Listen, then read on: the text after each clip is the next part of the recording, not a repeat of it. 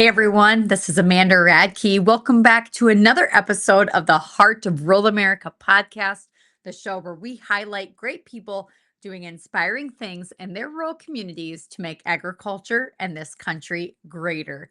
It is the first episode of a brand new year. So let me be the first to tell you Happy New Year from my ranch to yours. It is 2025. We have big things happening in the future. We have a new administration taking the lead in Washington, D.C., as Trump will be inaugurated on January 20th.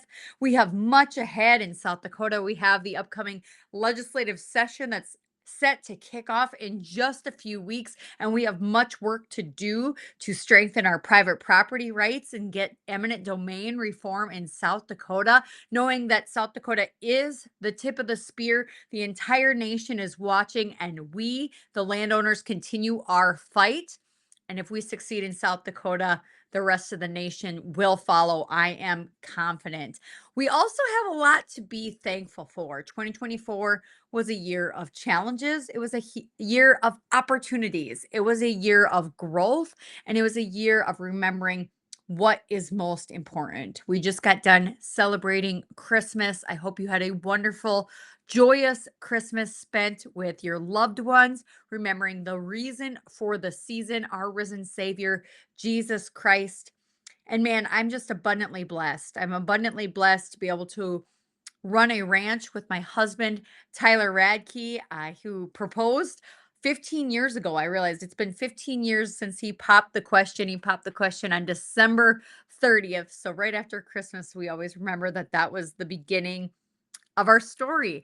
So Tyler and I feel very blessed to be able to run Radke Land and Cattle and raise our 4 children here on the ranch. I feel very blessed to be able to continue to speak across the country and get to meet so many of you at these agricultural conferences. You are the reason, the inspiration behind this podcast.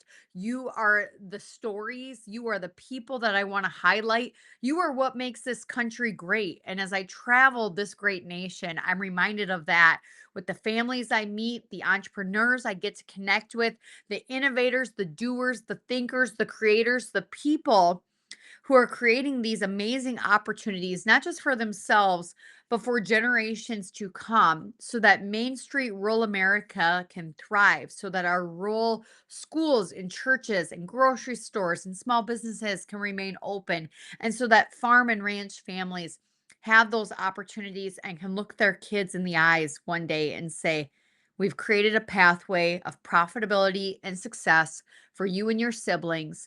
Stay here, invest in this business at home, raise your kids at home with this village of people who know and care about you, and surround yourself with great people right in the heart of rural America. That's what this show seeks to inspire and have conversations around, and not looking at government handouts or government fixes, but truly looking at what the free market can do to create these pathways and these opportunities for our children. As I count my blessings, I also look at the people I get to surround myself with. I get to surround myself with some of the very best in the country, working with CK6 Consulting, Chris Earl and Cody Fleeman and Wes Teeman, and then the crew at Bid on Beef being a partner in this platform, this auction platform that has sold beef to 49 of 50 states in the last 6 months. It's been incredibly rewarding. It's been humbling. It's been a labor of love. It's been such hard work. But partnering with the CK6 team as well as Texas Beef House, the Duvall family, for this mission to connect rural America with urban America, to connect American ranching families with beef loving consumers across the country. Man, there's nothing greater. And you folks, if you haven't checked it out yet, it's bidonbeef.com. We have auctions, multiple every week that you can take part in. But man, it has been a blessing to be able to work and vet these ranching families to put dollars back in their pockets and really to connect with people who are willing to pay a premium for the very best of the best. And I truly believe if we're going to be successful in rural America, it's to get out of that commodity mindset where much of our agricultural world is monopolized and corporatized and centralized with just few big players, and instead pushing local, pushing close to home, taking out the middleman, taking out all the politics and the red tape, and just going direct to the people that we want to serve. So that's what we're doing at Bit on Beef, and I'm so proud to be a part of it.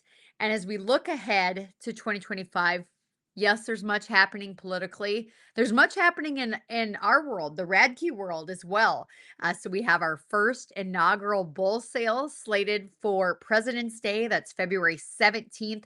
Right here on the ranch in Mitchell, South Dakota. Consider this your invitation. We'll be selling Angus, Limflex, and Limousine bulls and females, embryos, flushes, you name it, we've got it. We're going to have a full day. We are kicking off the day with shopping. So if you're a customer of amandaradke.com, here's your chance to shop in person. Normally I'm online only, but in this case, we're going to fill up the shed on sale day with some of my best merchandise, some new merchandise you haven't seen yet. You're welcome to come shop. That's going to be from 10 a.m. to 4 p.m. on February 17th, right here in Mitchell. Road trip with your friends and come on out to the ranch to shop. Then Scarlett and I will be introducing a brand new book, which you will be hearing about here shortly. We'll be having story time there in the morning. I believe we have it slated for 10:30, 11 a.m., where we will be reading this book. You can get signed copies of all of our books and bring the kids, bring the family. We're going to have the Little Busters toys set up in the corner of the barn so the kids can play and be rowdy and have a great time. Then, of course, we will have a noon luncheon, a complimentary beef meal. I believe we're serving tenderloin, no, sliced sirloin steak sandwiches with like Philly cheese style. So, Swiss cheese and peppers and onions and the works on a nice bun. And then at 1 p.m. on DV auction, the cattle sale will start. And then we're going to close out the day at 2 p.m. with a bid on beef auction with Radke Land and Cattle Beef. So you can buy steaks and burgers delivered straight to you. You do not have to be present to participate. Just have to head over to bidonbeef.com to place your bids. And then in a wild ending of the day, I booked a speech in Wisconsin for the day after our sale at 8:30 a.m. So I'm going to be driving through the night, probably exhausted, but that's how we roll around here. Things happen fast and it's great. It's wonderful. And we're going to hit the ground running in 2025. And I hope you guys are too. There's much to accomplish, there's much work to be done on our ranches, with our families, in our faith, in our businesses, and everything that sets our soul on fire and makes us excited to wake up each day and tackle the day and create those opportunities for our kids and grandkids. But that's enough about me. I'd love to hear from you guys what you guys are looking forward to in 2025, who you would like me to invite as guests here on the podcast. I can give you an exclusive hint that we are going to have Congresswoman Harriet Hageman from Wyoming as our first guest on the show here. I shouldn't say first guest because our first guest of 2025 is sitting right next to me. But the second guest of 2025, next week, we're going to be hearing from Congresswoman Hageman talking about private property rights. We're going to be talking about her fight against mandatory EID in the cattle industry and what she sees moving forward with a new administration and a Congress that has selected new leadership and is ready to hit the ground running in January. So I'm looking forward to that. I'd love to hear any of your topic suggestions, any of your guest suggestions, and hook me up. Make an introduction. I'd love to have them on the show. Now, before we introduce our guests, I also want to thank our podcast sponsors. So the Heart of Rural America would not be possible without our incredible sponsors and partners. I want to give a special thank you to Real Tough Livestock Equipment, to BioReg Plus, to, let's see who else, Redmond Real Salt, CK6 Consulting, CK6 Source, and Bid on Beef. We've had the great pleasure of working with some incredible partners here in the last year and a half. I believe this is maybe the 77th episode. as we record this. And so, some great show sponsors that help to bring this broadcast to life. So, we're very thankful for them. And these guys are also going to be having booths at the sale. So, you can come meet them in person, get some of their merchandise and their information on their products. They'd be happy to answer your questions on February 17th at the ranch as well. So one more thing before we dive into the episode and I introduce our guest, I would also like to invite you guys to a landowner rally. If you are from South Dakota or the surrounding states, I really need you. I need you to show up on January 13th at noon at the Capitol building in Pierre, South Dakota. In the Rotunda, we are going to have a landowner rally. We feel here in South Dakota that we are well positioned and poised to get the eminent domain reform that we deserve so that groups and organizations or companies like Summit Carbon Solutions cannot do what they've done to the landowners, cannot bully people around and use that threat of eminent domain. And so that's where we're at. We feel like with the election results, the fact that we primaried and voted out 14 incumbents that voted for that egregious SB 201, RL 21, the Landowner Bill of Rights, we voted them out. We replaced them with true leaders. And the leadership has changed in Pierre. Both the Senate and the House replaced their leadership. Mortensen and Crabtree, both who had pushed that SB 201, they were voted out and replaced with Representative John Hanson and Senator Chris Carr. And we feel like we're positioned well. We have a mandate where 59% of the people of South Dakota voted against this carbon pipeline. We have also the backing of the South Dakota Supreme Court, who ruled not once but twice that Summit Carbon Solutions was not a common carrier and thus could not invasively survey and use eminent domain on people's land if they said no, thank you. And what's next is probably most important, especially in light of the fact that Summit has reapplied to get a permit here in the state of South Dakota. They've got 6 meetings coming up on January 15th, 16th, and 17th with the PUC where people can ask questions. I'll post those details in the show notes as well. But this landowner rally is going to be the way that we kick off the legislative session. It's the day before the session begins, and we're going to tell the legislators, we, the people of South Dakota, have spoken. We, the people of South Dakota, have a mandate. We, the people of South Dakota, expect, demand, and are going to stick with you and support you, legislators, as you do the right thing, as you make sure that our private property rights are strengthened so that we cannot be pushed around by private companies, so that we can say no, thank you, so that we can control the land under our feet, because private property rights are God given and constitutionally protected, and they should not be for sale to the highest bidder. Because in South Dakota, we may be open for business, but we are not for sale. And so, what do we expect? We expect eminent domain reform so that there's no eminent domain for private gain, period. So join me on January 13th in Pierre, South Dakota at the Capitol Rotunda, and let's make sure the halls of the Capitol echo loudly with the demands of the people. Now, enough about that. I'm excited to introduce our guest. She's been patiently waiting in the wings. She's so excited to talk to you. She's a 2-time best-selling South Dakota author and illustrator. She is a national public speaker. She is an award-winning artist. And most of all, she's my favorite daughter, Scarlett Radke. Welcome to the show. Thank you for having me. So, we've got exciting news to announce today on the show. I'm wildly proud of you. You've worked really hard on this, but your second book has just came out for pre-order at amandaradke.com. The pre-orders have already come in, but tell us about this book. What is this book titled? This book is called Home Sweet Prairie, and it's supposed to capture the beauty and the true meaning of the prairie. Like, When people look out at the prairie, they just see grass for miles and miles. But it's more than that. What can you see in the prairie? What can you see on the prairie? What can you see below the prairie? That's what our book is about. So, like, what do you mean? What can you see on the prairie? Like, what are you talking about? Like we talk about the wildlife, the wildflowers, all the different types of wildflowers, like the coneflower, blue stem, brome, you name it. We also talk about our cattle and how they help the land.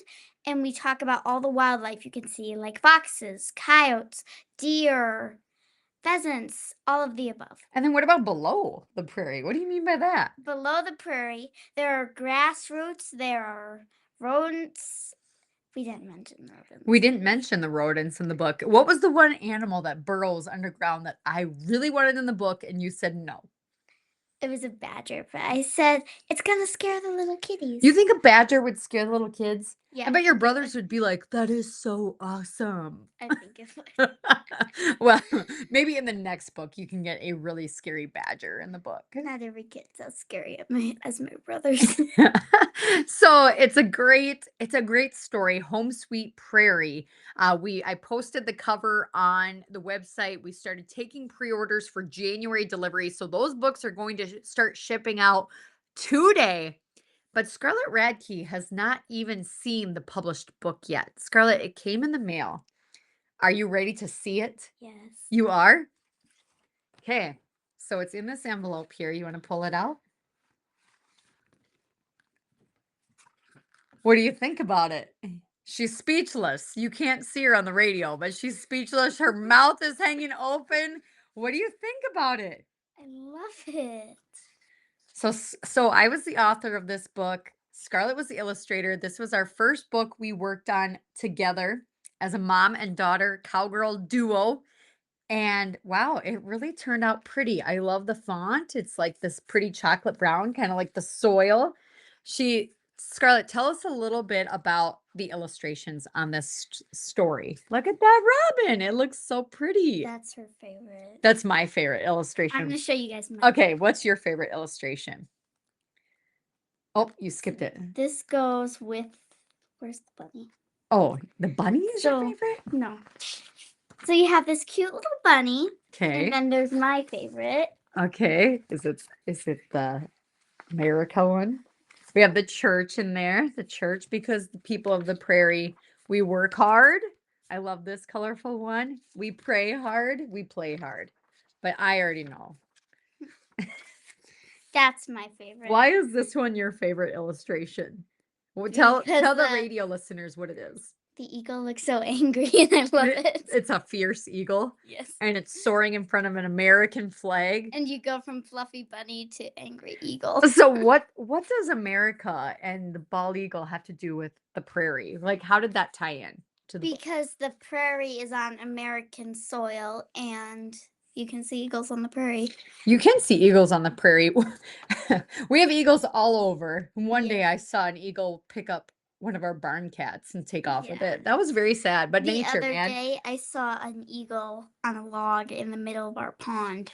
That was pretty cool. Yeah. So in this book, Home Sweet Prairie, it was really inspired by the landowners' fight in South Dakota. And after we turned in 38,000 signatures to get SB 201, the referred law 21, onto the ballot, Scarlett had heard me talk about it over and over again about just this fight and how I was involved in it. And I thought, man, you know what? The South Dakota people deserve for their story to be heard. And Home Sweet Prairie was derived of really a lot of us have come together. It's bipartisan in nature. It really people come to this fight for different reasons, whether it's private property rights or concerns about the environment and that this carbon sequestration pipeline is really greenwashing, doesn't do anything for the environment. Everybody's got something.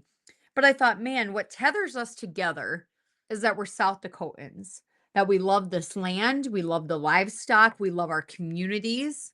And if we just let anything come through this beautiful prairie, it won't be what it once was. And so this prairie is worth protecting, it's worth preserving, it's worth fighting for because there's so much to it. And if you trench that up for 700 miles of a carbon pipeline, that native grassland will never, ever be the same. And so this book is meant to inspire young people to know that when they're driving down the interstate, like Scarlett said, it's not just brown grass or green grass and some cows.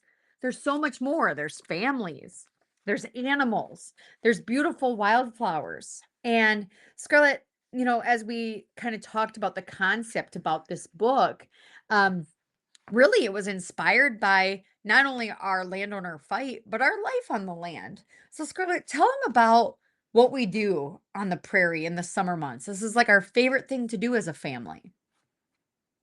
We like to go ride in the pastures and play on the hay bales, especially. We'll jump from bale to bale. There's an illustration of that. There is an illustration of that. So we love getting in the Ranger at night, loading up all the kids together as a family, going and looking at the cow calf pairs, seeing how the baby calves are growing. Scarlett, love, what do you love to do? I like to pick bouquets. Bouquets. So Scarlett, there's a picture in here of a bouquet of wildflowers that Scarlett had picked, and then she also illustrated it. But you can see the coneflowers, the prairie pasque. You can see what's this flower called? I think it's called a cone. Oh, is that the cornflower? That's the black-eyed Susan. Yes, No, that's not the black-eyed. that's the black-eyed Susan. And then we also have lilacs, and we have um, alfalfa plants. We've got all kinds of these beautiful flowers that you really can't see from the road. But the book really talks about this native grasslands of the prairie and how we love the prairie so much. And as we were researching for this book, both about facts on the prairie, the types of animals and wild plant and plants that call the prairie home, that make up the prairie, we also kind of were inspired by some famous quotes about the land. So, Scarlett, would you like to read some of these quotes that are in the back of the book? This is my favorite one. Why land is the only thing in the world worth working for, worth fighting for because it's the only thing that lies. Gone with the Wind by Margaret Mitchell. Margaret Mitchell. How about this one? Our friend Jared Bosley loves this quote because it really defines our private property rights fight. Freedom and property rights are inseparable. You can't have one without the other. George Washington. George Washington. How about this one from one of my favorite authors as a child, Laura Ingalls Wilder? Some old-fashioned things like fresh air and sunshine are hard to beat. I love it. And then finally, Willa Cather, she's also an American novelist. What did she say? Anybody can love the mountains, but it takes a soul to love the prairie. Prairie. So yes, we wanted to inspire kids, to give them kind of a nod towards literature and reading good classic books, learning more about our history. Like Scarlett said, much of the prairie looks the same as it did hundreds of years ago when our country was being established and settlers and pioneers were making their way west and establishing their farm sites with the Homestead Act. In fact, many of the landowners in this fight have been on this land for 150 plus years, since before South Dakota even became a state. And, if you want to talk about sustainability, you want to talk about being a true steward, try talking about being on the land for 150 years. You would have to make it better. You would have to be a good steward. You would have to care about the natural resources, the soil, the water, the plants, the animals. That's stewardship. That's sustainability. And yet, somehow along the way, with the Inflation Reduction Act, with the Green New Deal, with these politicians saying we've got to capture carbon, we've got to be net zero, we are now worshiping some kind of pagan religion that really worships and uplifts the creation and not the creator. That somehow we have the arrogance to think we're going to impact the environment more than what God could. And really, at the core of it all, this is a mechanism for control. And the only thing I advocate for in my work is to keep free people free, to be liberty minded, to follow the Constitution, to let free market capitalism win the day. And if I were advocating for political solutions, it would be to bust up the monopolies. So, Donald Trump, President Trump, he should be hearing that message every single day. We need a Teddy Roosevelt moment. We need him to bust up the meat cartel, the monopolies that control 85% of America's beef supply. We need free market capitalism to happen again. We need to quit importing foreign beef and let American ranchers raise the beef that our consumers so desire because we have the land, the animals, the leverage, the ability, but we're being undercut by foreign lands, by foreign nations that don't even like our country. We need to start following America First policies so that family farms and ranches, so that kids like Scarlett can look at production agriculture and say, this is the way, this is how I want to raise my family. There is an opportunity for me here to thrive. But when the government insists on picking winners and losers in agriculture by propping up certain industries and commodities over others, it wildly skews the marketplace. It makes it incredibly difficult for producers to thrive. It increases the consolidation of farms. It increases the get big or get out mentality. And in 2025, we're not apologizing for the fact that we're going to insist and demand that that's not the way.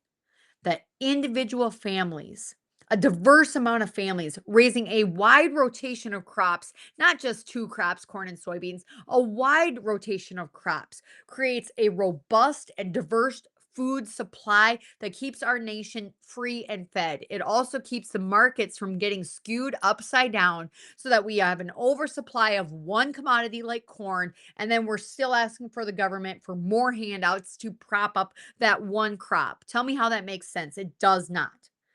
So, off that tirade and back to Scarlett Radke, who so patiently has to listen to her mother go on these rants and raves. Let's talk about the book, Scarlett. So, we have this beautiful book. This follows another great book, your debut book, which was Scarlett and Lucky. Tell us about Scarlett and Lucky. How did that book come to be? Here was the cover art. Scarlett and Lucky came to be when a little calf was born in a snowbank prematurely at 35 pounds, and he just became this social media sensation. And then mom said, I think this is your story, Scarlett. I think you should write a book. And that's how Scarlett and Lucky came to be. That's how Scarlett and Lucky came to be. So Scarlett has sold over 30,000 copies of this amazing book. Lucky the bottle calf, the dinkiest calf we've ever raised on the place, has probably made more money than most animals ever could dream of. He did his job well. He traveled all over to library events, to schools, to egg in the classroom events. He was in the newspaper. He had millions and millions of views on social media. People loved Lucky the Bottle Calf, but even more than loving Lucky the Bottle Calf is I think America loved the 4 kids who loved Lucky the Bottle Calf. What do you think about that? You don't know? Scarlett, what were some of your favorite moments with Lucky the Bottle Calf? I liked when we would let him out and he'd just run with me and he'd graze. And sometimes we'd have naughty little calves that would get out and he'd make friends. I liked that. There, I also liked when my brothers tried to ride him. they tried to make him into a didn't bucking bull. I didn't like that, but it was funny. Lucky didn't like it either, No. did he? Lucky didn't want to be a show bull. He didn't want to be halter broke either, No. did he? Nope, nope. And how about the time he ripped the bottle? That's definitely not my favorite. Okay, but it was funny. What happened then? So I was feeding him and I must have not have screwed the bottle cap on right because it went off and the naughty little calf still had the sucker in his mouth trying to get to the milk. Oh no. Yeah. And so Scarlett was crying, her brothers were laughing, and America really liked that video that I happened to get on film. They also, so Lucky, The Adventures of Scarlett and Lucky, you can still watch them. I have it on my highlight reel on Instagram. Lucky was really a sensation, was the inspiration of her first book. And now Scarlett's goal, what is your goal now? How many, do you have more books in you, Scarlett? Yeah, I do. I want to write a book once a year and then we could debut it at our annual sale that is coming in February. It's a good idea. Yes. So as we talked a lot, we had really big ideas. Scarlett and I want to do an Easter book. We want to do a Christmas book. We have an auctioneer book kind of in the works. Like there's so many stories about agriculture to tell, but this one seemed to be the most pressing one because of the fight we have to protect the land here in South Dakota. So as we prayed on it, as we searched our hearts, as we brainstormed ideas, Home Sweet Prairie really seemed to be the winning ticket. Now, Scarlett got to kind of sneak peek this book in Western South Dakota. So Scarlett, tell us about that trip. We did 4 stops, 5 schools in Western South Dakota. What was that day like? That day was amazing. I could not believe that. Just one little schoolroom with 13 to 12, 11, very small numbers of kids. And they really understood ranch life. So we were able to do schools that were kind of one room schoolhouses, K through 8 schools that were in kind of the middle of nowhere, sort of between Sturgis and Faith and Wall, South Dakota, and that little pocket of the South Dakota prairie that's very rural, very low population, but it also was the place where the Blizzard Atlas had hit in 2013 that killed hundreds of thousands of cattle when that October blizzard came through. And it was kind of eerie driving through that little pocket of South Dakota, hearing the stories from the landowners there of how that blizzard had impacted them. But in listening to their stories, I was also inspired by the many, many instances where they explained how neighbors helped each other, how, the government would be flying overhead with helicopters and planes watching them as they buried their dead cattle, but not helping.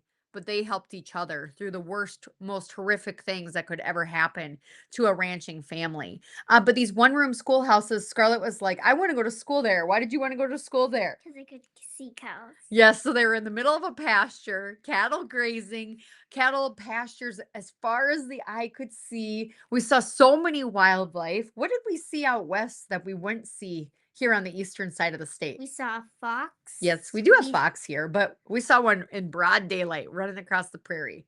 We also saw, what was that plant called? Oh, a yucca plant? Yeah, a yucca. And we saw buffalo. We saw so many animals. And really, it was the Scarlett and I shared Scarlett and Lucky as well as my 9 children's books. But then Scarlett got to tease that this book was coming out and that it would soon be debuting. And what do you think the kids thought about meeting a 10-year-old author? I don't know. I know. I heard from the teachers, and they were saying that there are many kids in their classes were starting to write books of their own. So I think you inspired young kids to chase their dreams. So what advice would you have for a young person? You obviously didn't wait to be a grown up to pursue this dream of yours. What advice would you have to other young kids with dreams in their hearts? Don't let perfect get in the way of good enough. Because when I was writing Scarlet and Lucky and this book, I was like, this has to be perfect. The cover has to be awesome. Everything has to be just right. But then mom said, you're going to be 18 till you finish this book. And I'm like, okay, mom. Well, she kept crumpling. She would draw these beautiful illustrations and she'd get to the end and say, that's gorgeous. And she'd say, it's not good enough. And she'd crumple it up. And so, yes, I told her, don't let perfect get in the way of good enough, which I feel is applicable to any business where sometimes we can let that fear of failure or that fear of being judged by our peers or the fear of not being perfect deter us from actually taking that first step. So I told the kids, my first book that came out in 2011, Levi's Lost Calf, was great. It's still one of my favorites, but there's so many things about that book that I would change now, over 10 books in, 11 books in, that I've learned along the way. But if I had waited to get started, I wouldn't have those books and I wouldn't be able to learn. And really, the only way to learn and do things is to just get into the fire and do it. Right, Scarlett? Yep. So we only have a few minutes left of the show. And I thought we could close with number 1, Scarlett and I would like to invite you once again to the landowner rally on January 13th. Scarlett will have books on hand. You can get yourself a signed copy, and Scarlett and I would love to meet you. Scarlett's going to be giving a speech. I'm going to be giving a speech, and we're going to be kicking off that legislative session strong. Scarlett, tell folks where they can buy the book. They're now in stock and ready to rock. You'll be signing copies. And where can they order the book? You can find it at amandaradke.com, and we're going to a pipeline rally, and you can find it there. Yeah, that's right. And hopefully we'll have a few more events through the winter season where you could get this book. Oh yeah, they can come to our ranch in Mitchell, South Dakota. What's the date again? February 13th. February 17th. Okay. on the ranch in Mitchell, South Dakota for the inaugural Radke Land and Cattle Bull and Female Sale. Scarlett will be debuting the book there, doing a book reading time for all your kids. So bring your kids, come get a signed copy, come shop, and come spend the day with us. You can learn more about the sale and all the things happening on sale day at radkelandandcattle.com. So as we close out the show, I just want to thank Scarlett Radke. Scarlett, you inspire me. You're a woman of faith. You're a woman of conviction who knows who she is, what she stands for, and you're passionate cowgirl. And I just can't wait to see what you do next. So thanks for coming on the show. You're welcome. This is Amanda Radke for the Heart of Rural America, and we hope to see you in 2025 on the Dusty Trail. Thanks for listening, and God bless.